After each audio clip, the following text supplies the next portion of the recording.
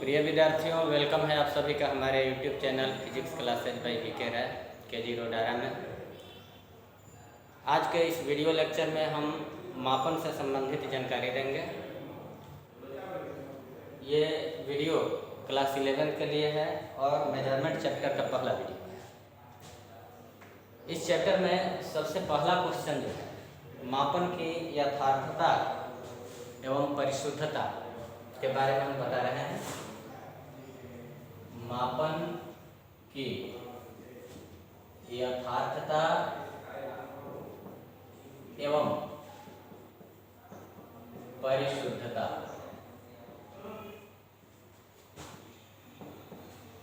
Accuracy and precision of measurement.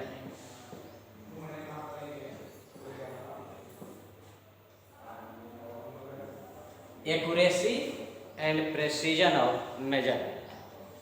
क्या होता है मापन की यथार्थता, क्या होता है मापन की परिशुद्धता, इसके बारे में हम लोग सबसे पहले पढ़ेंगे। सबसे पहले हम यथार्थता के बारे में बता रहे हैं। यथार्थता का अर्थ होता है किसी भी भौतिक राशि के मापन में यथार्थता का तात्पर्य है कि मापित मान वास्तविक मान के कितना करीब है। मापित मान अर्थात जो हम लोग इंस्ट्रूमेंट के द्वारा मापते हैं, मापने के बाद जो आता है, और वास्तविक मान का मतलब हुआ कि उस भौतिक राशि का वास्तविक मान अर्थात पहले से एक दिया हुआ मान है जो कि सही है, वो कितना है। ठीक है, तो मापित मान और वास्तविक मान एक दूसरे के कितने निकट हैं, जितने ही निकट रहेंगे उतना ही यथार्थता। और परिशुद्धता का अर्थ हो गया कि मापित मान एक दूसरे के कितने निकट है। भले ही मापित मान वास्तविक मान के निकट न हो, लेकिन आपस में एक दूसरे के कितने निकट हैं। मापित मान आपस में एक दूसरे के जितने ही निकट होंगे उतना ही मापन की परिशुद्धता, प्रेसिजन है ना। जैसे एग्जाम्पल के लिए हम ले रहे हैं कि किसी छड़ की लंबाई, मान लेते हैं किसी छड़ की लंबाई, वास्तविक लंबाई 10.25 सेंटीमीटर है। ठीक है, इसे दो विद्यार्थी मापते हैं। एक विद्यार्थी का नाम है ए और दूसरे विद्यार्थी का नाम है बी। जब पहला विद्यार्थी ए ने इस छड़ की लंबाई एक स्केल से मापा तो आ रहा है 10.21 सेंटीमीटर, 10.24 सेंटीमीटर, 10.28 सेंटीमीटर, 10.31 सेंटीमीटर। और दूसरा विद्यार्थी जब इसको माप रहा है बी तो आ रहा है 10.24 सेंटीमीटर, 10.24 सेंटीमीटर से नहीं ले रहा है वो, जब माप रहा है तो आ रहा है 10.34 सेंटीमीटर, 10. दूसरा जब माप रहा है तो 10.35 सेंटीमीटर, तीसरा बार माप रहा है तो 10.36 सेंटीमीटर, और चौथा बार माप रहा है तो 10.37 सेंटीमीटर आ रहा है। ठीक है, दोनों में माप को आप देख रहे हैं। वास्तविक लंबाई है छड़ का ये 10.25 सेंटीमीटर। ठीक है, तो पहला विद्यार्थी जो है जब इसको माप रहा है छड़ की लंबाई को, तो उसका ये पठन रहा है 10.21 सेंटीमीटर, 10.24 सेंटीमीटर, 10.28 सेंटीमीटर, 10.31 सेंटीमीटर। जरा सा इनके बीच अंतर देखा है, 10.25 और 10.21 के बीच अंतर कितना है, तो 0.25 0.04 सेंटीमीटर। इसमें से इसको घटाएंगे, इसमें से जब इसको घटाते हैं दूसरे पटल को तो 0.01 सेंटीमीटर आ रहा है। इसमें से इसको घटाते हैं तो आ रहा है 0.03 सेंटीमीटर। और 10.31 सेंटीमीटर से 10.25 सेंटीमीटर को घटाएंगे तो कितना आएगा, तो 0.06 सेंटीमीटर। ठीक है, अब इसका देखिए 10.34 सेंटीमीटर है, इसमें से 10.25 सेंटीमीटर को घटाएंगे तो 0.09 सेंटीमीटर। इसमें से इसको घटाएंगे तो 0.10 सेंटीमीटर, 0.11 सेंटीमीटर, 0.12 सेंटीमीटर, ये अंतर आ रहा है। ठीक है, तो देख सकते हैं आप कि पहला विद्यार्थी ने जो मेजरमेंट किया, जो मापा, उसका जो पठन आया वह वास्तविक मान के ज़्यादा नहीं है। देख लीजिए यहाँ पर वास्तविक मान से बहुत ही कम अंतर है। इसके द्वारा मापे गए मान का वास्तविक मान से बहुत ही कम अंतर है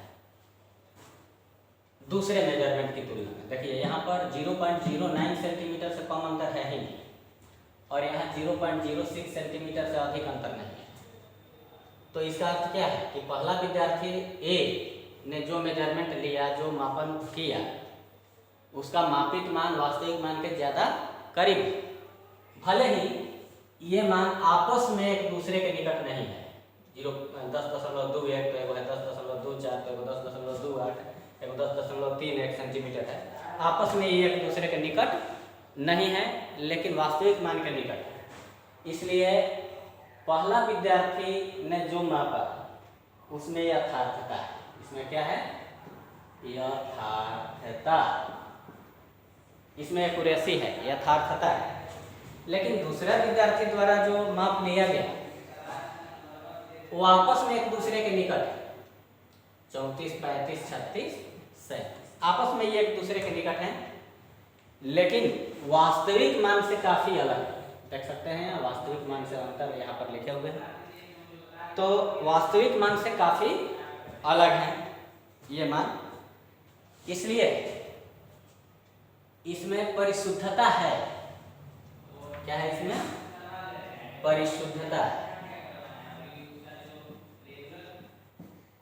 लेकिन यथार्थता की कमी है, क्योंकि ये मान, ये जो चारों मान हैं आपस में एक दूसरे के निकट तो है, परिशुद्धता है, लेकिन वास्तविक मान के निकट नहीं है ना।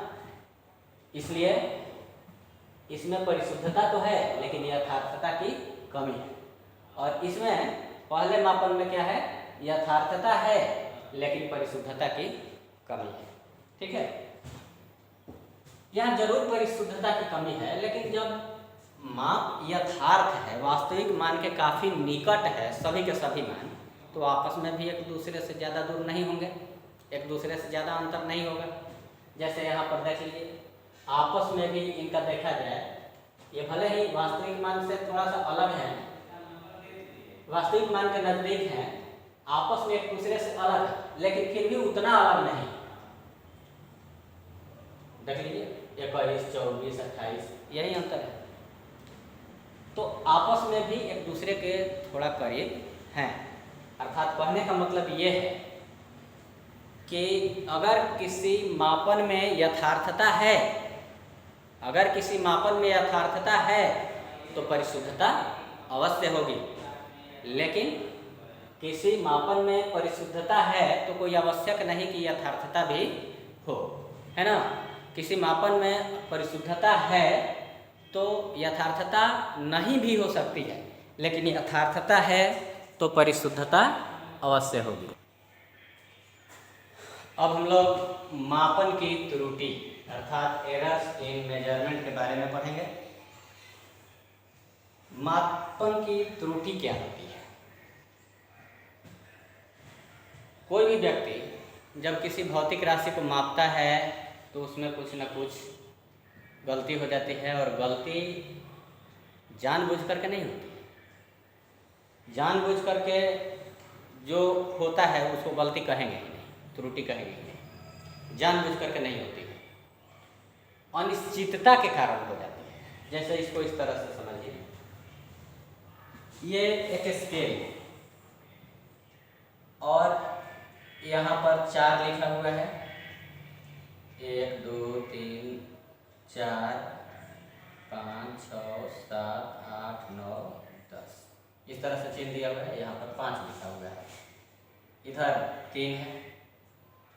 कोई रेखाखंड छठा और सातवां चिन्ह के बीच में है।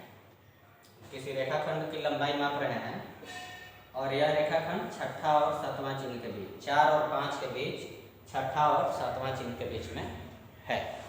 ठीक है, तो यहाँ तो एक बात क्लियर है कि 4.6 सेंटीमीटर, 4.6 सेंटीमीटर तक तो ये है, लेकिन उसके बाद भी है ना, तब यहाँ पर अनिश्चितता हो जाती है कि अब क्या करें, 4.6 लें कि 4.7 लें।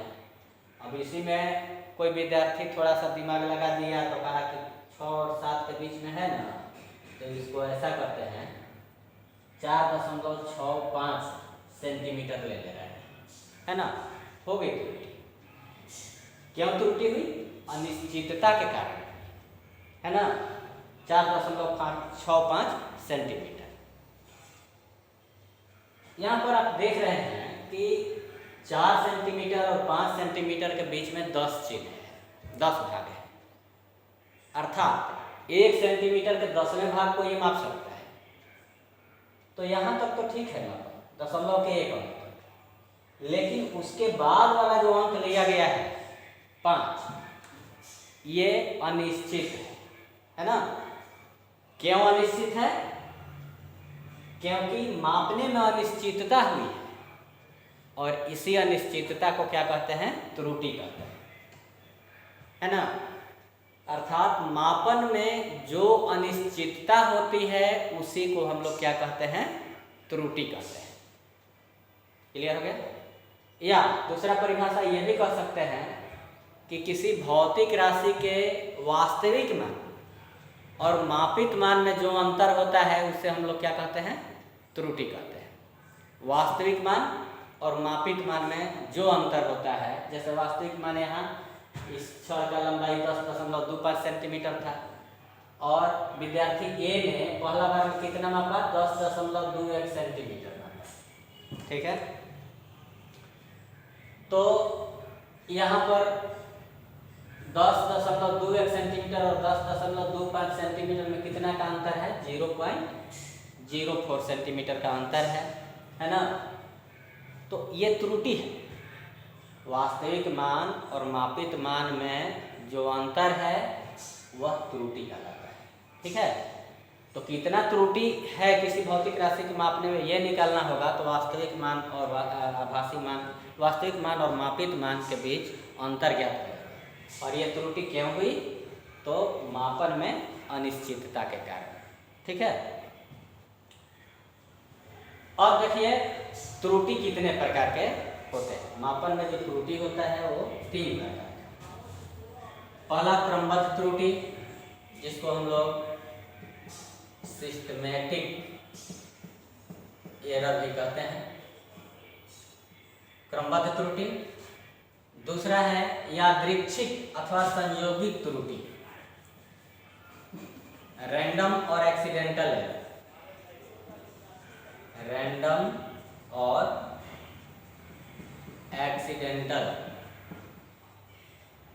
एरर। और तीसरा सकल त्रुटि,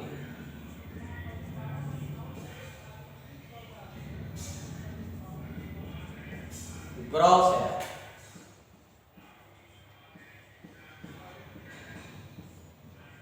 तो सबसे पहले हम लोग क्रमबद्ध त्रुटि के बारे में पढ़ेंगे।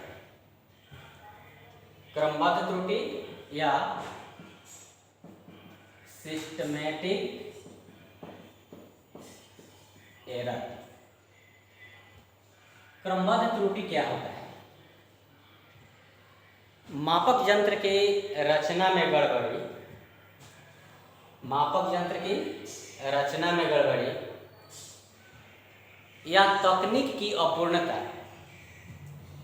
या मापन के समय बाह्य कारकों जैसे ताप दाब आदि में परिवर्तन या व्यक्तिगत सीमाओं या व्यक्तिगत दोषों के कारण जो त्रुटि होती है उसको हम लोग क्या कहते हैं, क्रमबद्ध त्रुटि कहते हैं।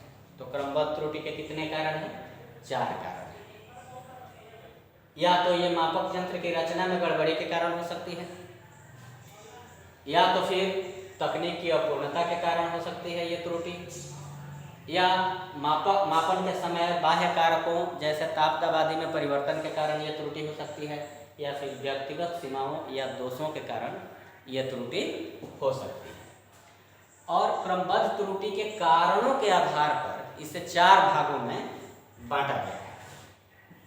पहला, मापक यंत्र की रचना में गड़बड़ी के कारण जो त्रुटि होती है उसे यंत्रीय त्रुटि कहते हैं।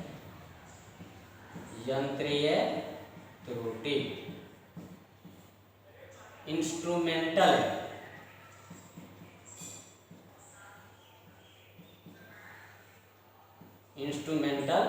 एरर। तकनीक की अपूर्णता के कारण जो त्रुटि होती है उसे कहते हैं बी नंबर, तकनीक की अपूर्णता के कारण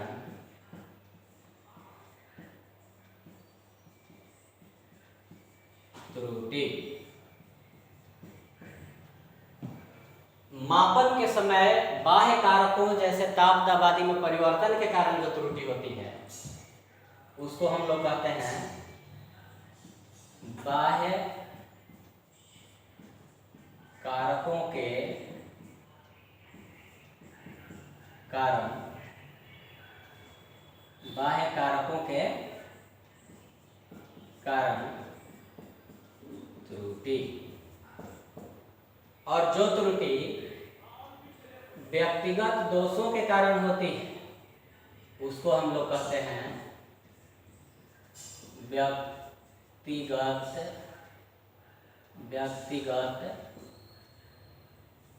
त्रुटि। व्यक्तिगत त्रुटि तो 4 प्रकार का त्रुटि हो गया। क्रमबद्ध त्रुटि 4 प्रकार की, कौन कौन, यंत्रीय त्रुटि या इंस्ट्रूमेंटल एरर, तकनीक की अपूर्णता के कारण त्रुटि, error due to imperfection, error due to imperfection. तीसरा, बाह्य कारकों के कारण त्रुटि, error due to external cause. और चौथा, व्यक्तिगत त्रुटि, पर्सनल एरर। तो ये 4 प्रकार की त्रुटियां होती हैं। क्रमबद्ध त्रुटि को कितने भागों में बांटा गया है, 4 भागों। उसमें है पहला यंत्रीय त्रुटि। तो यंत्रीय त्रुटि क्यों होती है, किसे कहते हैं यंत्रीय त्रुटि, मापक यंत्र की रचना में दोष के कारण जो त्रुटि होती है उसे यंत्रीय त्रुटि कहते हैं। जैसे एक स्केल 3 सेंटीमीटर पर से टूट गया है, मान लीजिए साधारण स्केल जिससे हम लोग अपने कॉपी पर रेखाखंड खींच करके मापते हैं, वह स्केल 3 सेंटीमीटर पर से टूट गया है। तो अब जब भी हम मापेंगे उसको, उस स्केल की सहायता से जब भी हम किसी रेखाखंड को या किसी छड़ की लंबाई को मापेंगे तो 3 सेंटीमीटर ज़्यादा आएगा, हर बार त्रुटि होगी। और वह त्रुटि क्यों हुआ, क्योंकि शून्य का चिन्ह तो है नहीं उसमें, 3 सेंटीमीटर पर से टूट गया है ना। तो ये मापक यंत्र अर्थात स्केल की रचना में गड़बड़ी के कारण यह त्रुटि हुई, इसलिए इसको हम लोग क्या कहेंगे, यंत्रीय त्रुटि कहेंगे, है ना। तो यंत्रीय त्रुटि 3 प्रकार की होती है। पहला, शून्यांक त्रुटि, शून्यांक त्रुटि, जीरो एरर।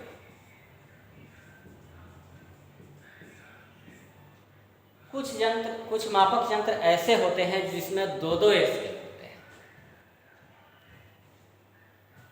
जैसे वर्नियर कैलिपर्स या स्लाइड कैलिपर्स उसको कहते हैं, स्क्रू गेज या फिर spherometer. Vernier callipers, screw gauge या स्फेरोमीटर, इसमें दो दो स्केल होते हैं।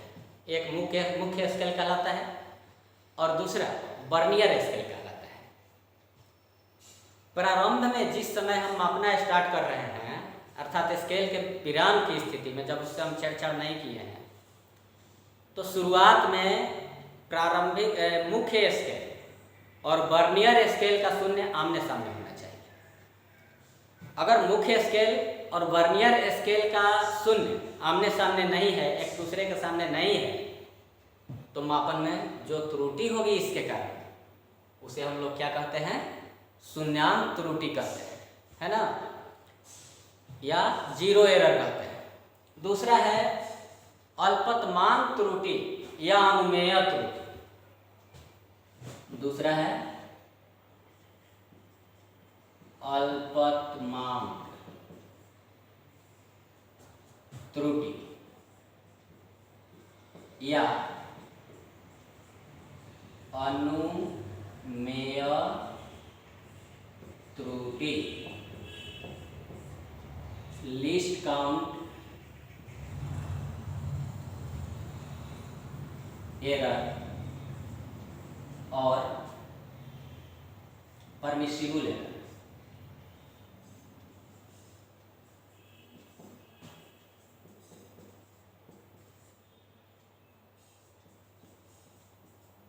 लीस्ट काउंट एरर और परमिसिबल एरर, अल्पतमांक त्रुटि या अनुमेय त्रुटि।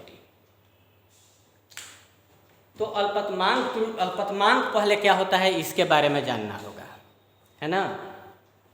अल्पतमांक नाम से ही स्पष्ट है, अल्पतमांक नाम से ही स्पष्ट है, अल्पतम प्लस अंक। किसी स्केल द्वारा मापी जा सकने वाली सबसे छोटी इकाई, सबसे छोटा जितना हम माप सकते हैं किसी स्केल के द्वारा, उसी को अल्पतमांक कहते हैं। जैसे साधारण स्केल में आप देख रहे हैं कि 1 सेंटीमीटर को 10 भाग में बांटा गया है, तो कितना माप सकते हैं? 1/10 = 0.1 सेंटीमीटर। इससे छोटा नहीं माप सकते हैं। तो ये इसका अल्पतमांक हो गया 0.1 सेंटीमीटर, या इसको 1 मिलीमीटर कहते हैं। प्रत्येक छोटा चिन्ह को क्या कहते हैं?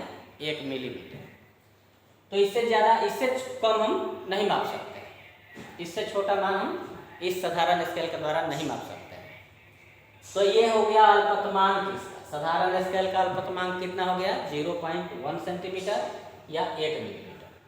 तो स्पष्ट है कि इस स्केल से जब हम सेंटीमीटर में कोई लंबाई लेंगे तो दशमलव के बाद एक अंक तक ये शुद्ध मान देगा, दूसरा अंक के बारे में ये कोई जानकारी नहीं देता है। लेकिन जब कोई स्केल दशमलव के 2 अंकों तक शुद्ध मान दे सकता है, तो ज़्यादा यथार्थता के साथ वो माप सकता है।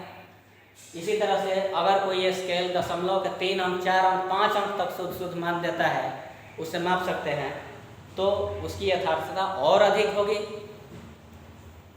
कहने का अर्थ यह है कि किसी भी मापक यंत्र का अल्पतमांक जितना ही कम होगा,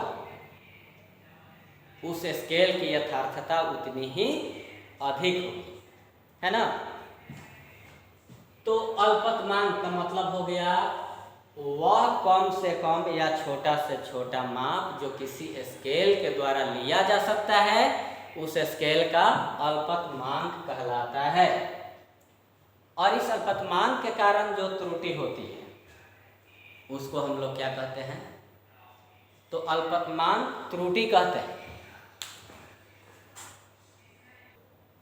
अर्थात मापक यंत्र के यथार्थता की सीमा के कारण जो त्रुटि होती है उसे हम लोग क्या कहते हैं?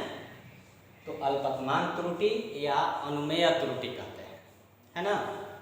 मापक यंत्र के यथार्थता के सीमा के कारण जो त्रुटि होती है उसको अल्पतमांक त्रुटि या अनुमेय त्रुटि कहते हैं। जैसे एग्जाम्पल के रूप में मान लीजिए कि किसी स्केल की सहायता से 10.46 सेंटीमीटर की लंबाई मापनी, ठीक है। तो साधारण स्केल के यथार्थता की सीमा क्या है? तो ये दशमलव के 1 अंक तक माप सकता है, दूसरे अंक के बारे में ये कोई जानकारी नहीं देता है। और हमें साधारण स्केल की सहायता से अगर 10.46 सेंटीमीटर को मापना है तो दूसरा अंक तो जरूर गलती होगा, है ना। दूसरा अंक जरूर गलती होगा, क्योंकि ये स्केल दूसरे दशमलव के बाद दूसरे अंक के बारे में कोई जानकारी देता ही नहीं, है ना। तो त्रुटि होगा अगर 10.46 सेंटीमीटर लंबाई के किसी रेखाखंड या छड़ की लंबाई को मापना हो साधारण स्केल की सहायता से, तो त्रुटि होगा। और यह त्रुटि क्या कहलाएगी? अल्पतमांक त्रुटि कहलाएगी, ठीक है। अब अनुमेय भिन्नात्मक त्रुटि क्या होती है, इसको देख लिया जाए। अनुमेय भिन्नात्मक त्रुटि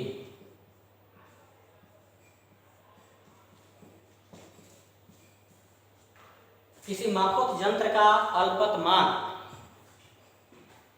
और मापित मान का जो अनुपात होता है उसे अनुमेय भिन्नात्मक त्रुटि कहते हैं।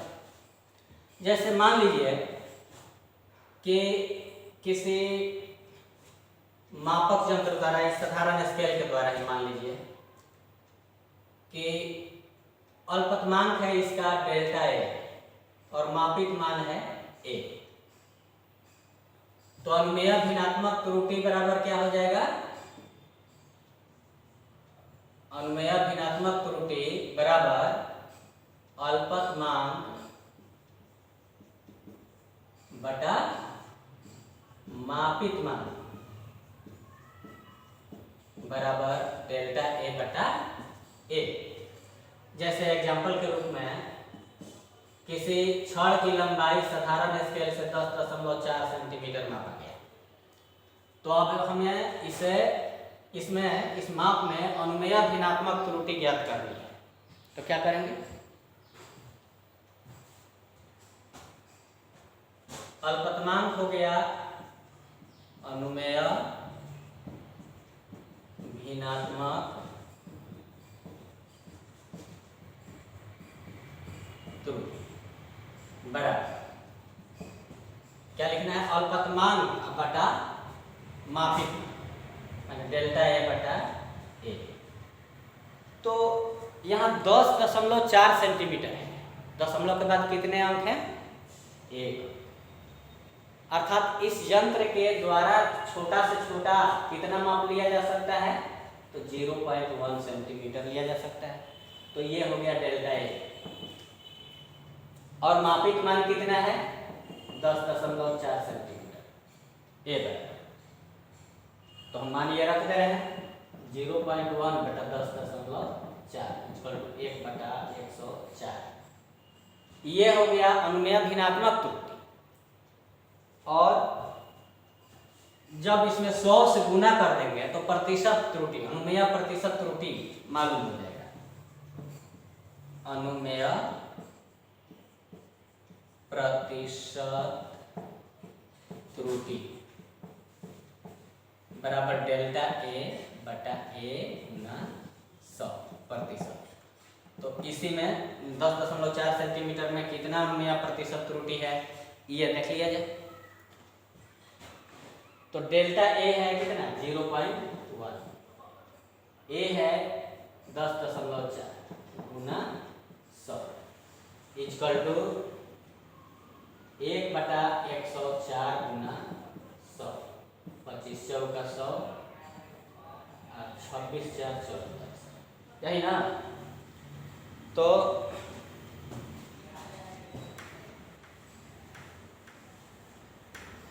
पच्चीस बटा 26 भाग दे दिया जाए तो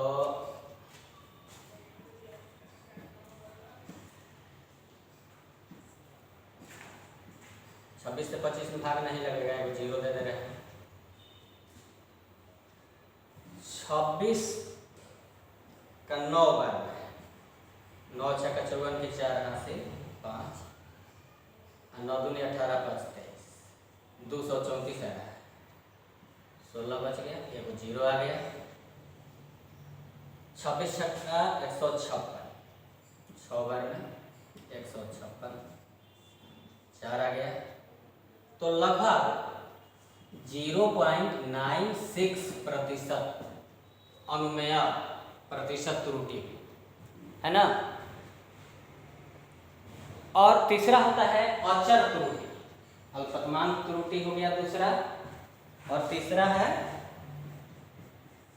अचर त्रुटि, कांस्टेंट एरर।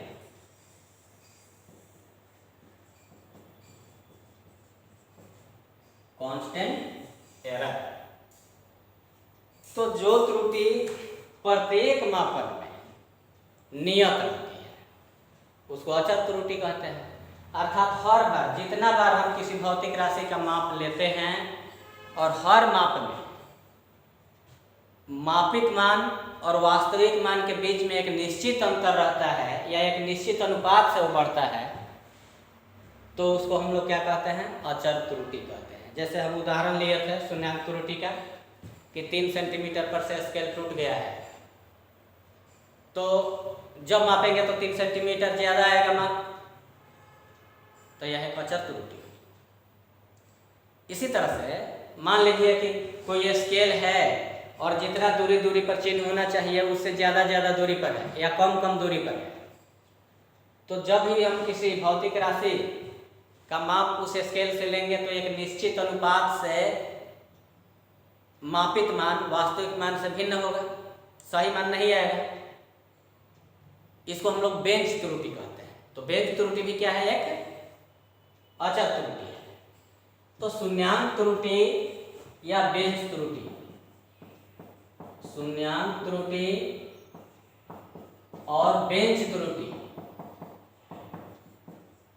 दोनों अचर त्रुटि के उदाहरण हैं। ठीक है। दूसरे प्रकार की क्रमबद्ध त्रुटि कौन सी है? तो दूसरे प्रकार की क्रमबद्ध त्रुटि है तकनीक की अपूर्णता के कारण त्रुटि। तकनीक की अपूर्णता के कारण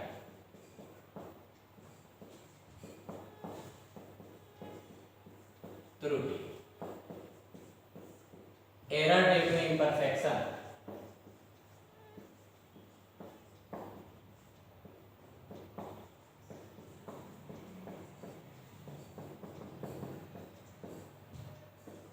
एरर ड्यू टू इम्परफेक्शन स्पष्ट है कि तकनीक सही न होने के कारण जो त्रुटि होती है उसको हम लोग क्या कहते हैं, तकनीक की अपूर्णता के कारण त्रुटि। जैसे सरल लोलक दोलन कर रहा है तो उसका जो रस्सी है, धागा है, उसका घर्षण होता है वायु के साथ, ठीक है। और इस घर्षण के कारण उसका आवर्तकाल बढ़ जाता है, समय बढ़ जाता है, तो इसके कारण त्रुटि हुई। जितना उसका आवर्तकाल वास्तव में होना चाहिए होता है उससे ज़्यादा आवर्तकाल आता है हवा के घर्षण के कारण। तो हमें कारण तो पता है कि सरल लोलक के आवर्तकाल को मापने में त्रुटि हो रही है। क्यों हो रही है? तो हवा के घर्षण के कारण। लेकिन हमारे पास कोई साधन नहीं है, कोई वैसा तकनीक नहीं है जिससे हवा के घर्षण को दूर किया जा सके, इसलिए त्रुटि हो रही है। तो ऐसे त्रुटि को हम लोग क्या कहेंगे, तकनीक की अपूर्णता के कारण त्रुटि, है ना। तो इस त्रुटि को, चूंकि हमारे पास तकनीक ही नहीं है जिससे त्रुटि के कारण को दूर किया जा सके, इसलिए इस त्रुटि को हम लोग नहीं दूर कर सकते हैं। तीसरा है बाह्य कारकों के कारण त्रुटि, बाह्य कारकों के कारण त्रुटि, एरर ड्यू टू एक्सटर्नल,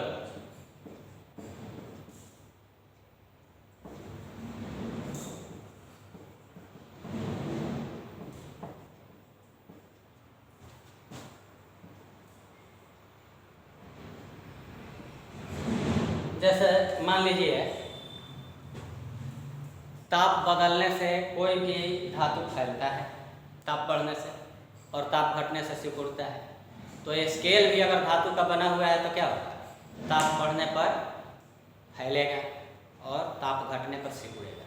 भले थोड़ा सा ही फैले या सिकुड़े, लेकिन थोड़ा सा के लिए ही हमारा मापन अशुद्ध हुआ, त्रुटि हुई। तो बाहरी डिस्टरबेंस के कारण, जैसे ताप में परिवर्तन, दाब में परिवर्तन आदि के कारण जो त्रुटि होती है उसको बाह्य कारकों के कारण त्रुटि कहते हैं। या फिर हम माप रहे हैं और मच्छर काट रहा है, तो क्या हम सही माप ले पाएंगे? नहीं ले पाएंगे। तो ये भी बाह्य कारकों के कारण ही त्रुटि हुई। हम किसी पेड़ पर बैठी चिड़िया का निशाना ले रहे हैं, और तब तक जैसे ही निशाना लेना चाह रहे हैं तब तक हवा बह गया, आंधी आ गया, अब पेड़ हिल गया, चिड़िया उड़ गई, तो निशाना चूक गया। तो ये त्रुटि क्यों? बाह्य कारकों के कारण है। तो किसी भी तरह के बाह्य कारकों में परिवर्तन के कारण जब त्रुटि होती है मापने में, तो उसको हम लोग क्या कहेंगे? बाह्य कारकों के कारण त्रुटि। और क्रमबद्ध त्रुटि का चौथा भाग है, वह है व्यक्तिगत त्रुटि। व्यक्तिगत त्रुटि, पर्सनल एरर।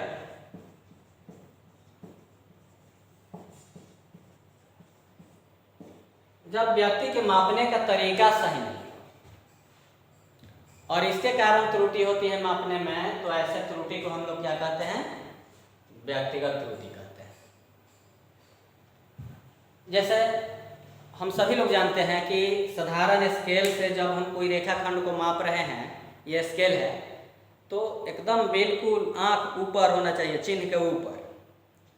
लेकिन अगर कोई व्यक्ति इस स्केल की सहायता से एक रेखाखंड को माप रहा है, आराम कुर्सी पर बैठ कर इसे पीछे की ओर हो गया है, ऐसे रख करके उसको माप रहा है,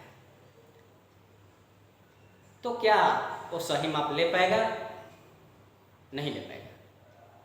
वह सही माप नहीं ले सकता है और त्रुटि होना निश्चित है। तो इस प्रकार की त्रुटि को क्या कहेंगे? व्यक्तिगत त्रुटि कहेंगे। और त्रुटि का पहला तो त्रुटि था क्रमबद्ध त्रुटि, और दूसरा त्रुटि क्या था? यादृच्छिक या संयोगिक त्रुटि। शुरू में ही लिखा है यादृच्छिक या संयोगिक त्रुटि, रैंडम और एक्सीडेंटल एरर। नाम से ही स्पष्ट है, यादृच्छिक या रैंडम या अकस्मात, संयोगिक माने संयोग से, अकस्मात संयोग से यह त्रुटि हो जाती है। तो जब कोई त्रुटि संयोग से हो गई, अकस्मात हो गई, तो इसका कारण तो ज्ञात रहेगा नहीं। तो जितना बार माप लेंगे उतना बार अलग अलग पठन आएगा, हर बार, कभी कुछ कारण से, कभी कुछ कारण से। तो ऐसे त्रुटि को हम लोग क्या कहेंगे? यादृच्छिक या संयोगिक त्रुटि कहेंगे। अर्थात जब किसी भौतिक राशि का किसी स्केल के द्वारा मापन बार बार किया जाता है और हर बार पठन अलग अलग आता है, तो ऐसे त्रुटि को क्या कहते हैं? यादृच्छिक या संयोगिक त्रुटि कहते हैं। जैसे मान लीजिए कि किसी स्क्रूगेज की सहायता से हम इस पेन का व्यास माप रहे हैं, हर बार माप रहे हैं, एक बार यहाँ, एक बार यहाँ, एक बार यहाँ, एक बार यहाँ, बार बार माप रहे हैं और हर बार व्यास अलग अलग आ जा रहा है। कई कारण हो सकता है इसमें। जैसे हो सकता है कि कहीं दाब ज़्यादा दिया गया है और कहीं कम दिया गया है, इसके कारण अलग अलग माना गया। यह भी हो सकता है कि जो यंत्र हम लिए हैं उसी में त्रुटि है, वो ढीला रहता है। ऐसा भी हो सकता है कि वास्तव में ये जो छड़ है कहीं मोटा कहीं पतला है, ऐसा भी हो सकता है। मतलब ये भी हो सकता है कि एक बार हम यहाँ माप रहे थे तो सही मपाया, यहाँ माप रहे हैं तब तक कुछ डिस्टर्बेंस हो गया, खुजली हो गया, मच्छर काट दिया, कोई भी कारण हो सकता है। तो बार बार अलग अलग कारण और उस कारण के चलते त्रुटि होती है, तो ऐसे त्रुटि को हम लोग क्या कहते हैं? यादृच्छिक या संयोगिक त्रुटि कहते हैं। क्योंकि इस त्रुटि का कारण ही ज्ञात नहीं है, इस त्रुटि का कारण ही ज्ञात नहीं है, इसलिए हम लोग ऐसे त्रुटि को दूर भी नहीं कर सकते हैं। हाँ, कम कर सकते हैं। कैसे? तो भौतिक राशि का बार बार कई बार पठन लेते हैं और सबका औसत निकाल लेते हैं, उसको माध्य मान या वास्तविक मान कहते हैं। जैसे मान लीजिए कि किसी भौतिक राशि का पहला बार पठन लिए तो A1 आया, दूसरा बार लिए तो A2 आ गया, तीसरा बार लिए तो A3 आ गया, चौथा बार, पांचवा बार, nवां बार लिए तो An आ गया, है ना? तो इन सबको जोड़ देंगे और n बार पठन लिए हैं तो n से भाग दे देंगे, तो औसत निकल गया। इसको A बार से निरूपित करेंगे, दिखाएंगे, दर्शाएंगे, और ये क्या कहलाएगा? वास्तविक मान कहलाएगा या माध्य मान कहलाएगा? वास्तविक मान या माध्य मान, ये कहलाएगा, ये है ना। अर्थात A bar equal to sigma 1/n, पहले ले लिए, sigma i extends from 1 up to n, ऐसे भी हम इसको लिख सकते हैं। 1/n sigma i extends from 1 up to n। तो ये वास्तविक मान हो गया और इसमें त्रुटि की संभावना बहुत ही कम होगी। और तीसरे प्रकार की त्रुटि कौन सी है? सकल त्रुटि, सकल त्रुटि या ग्रॉस एरर। किसे कहते हैं सकल त्रुटि? मापनकर्ता की असावधानी या एकाग्रता में कमी के कारण जो त्रुटि होती है उसे क्या कहा जाता है? सकल त्रुटि कहा जाता है। क्योंकि ये त्रुटि मापनकर्ता में दोष होने के कारण हो रही है, इसलिए जब तक एक मापनकर्ता त्रुटि कर रहा है तब तक उस त्रुटि को दूर करना संभव नहीं है। जब दूसरा व्यक्ति उसके स्थान पर आएगा तभी यह त्रुटि दूर हो सकती है, क्योंकि ये मापनकर्ता का दोष है। क्यों होती है ये त्रुटि? तो पहला कारण है इसका त्रुटि के स्रोतों की उपेक्षा करना। त्रुटि के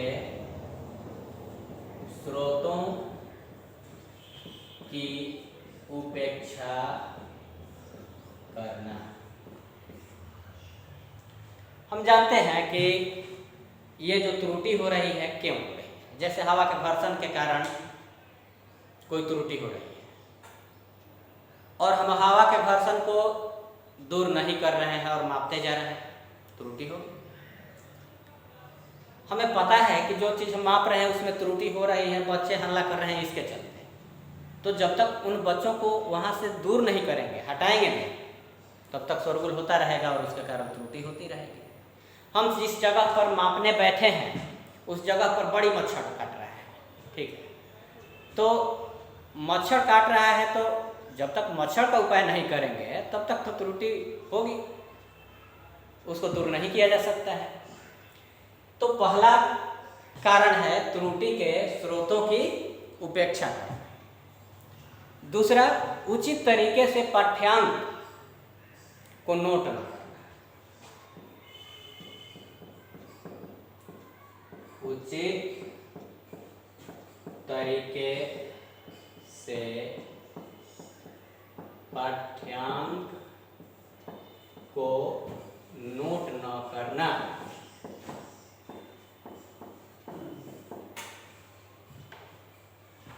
जैसे मान लीजिए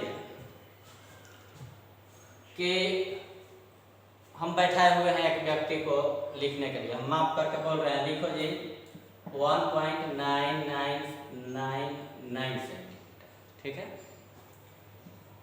हमारे पास जो यंत्र है वो दशमलव के 4 अंकों तक शुद्ध मान दे रहा है, इसलिए हम ऐसा लिख रहे हैं। और वह विद्यार्थी सोच रहा है कि सर पगला गया, दशमलव के बाद 4 को 99999 खाली दे रहे हैं, तो क्या फायदा, 2 सेंटीमीटर वो लिख दे रहा है, तो त्रुटि हो गई, है ना। तो क्या त्रुटि हुई? उचित तरीके से पाठ्यांक को नोट नहीं किया गया। उचित तरीके से नोट नहीं करने के कारण भी त्रुटि हो गई। हम सही मानते हैं लेकिन नोट ही सही नहीं हुआ, इसलिए त्रुटि हो गई। और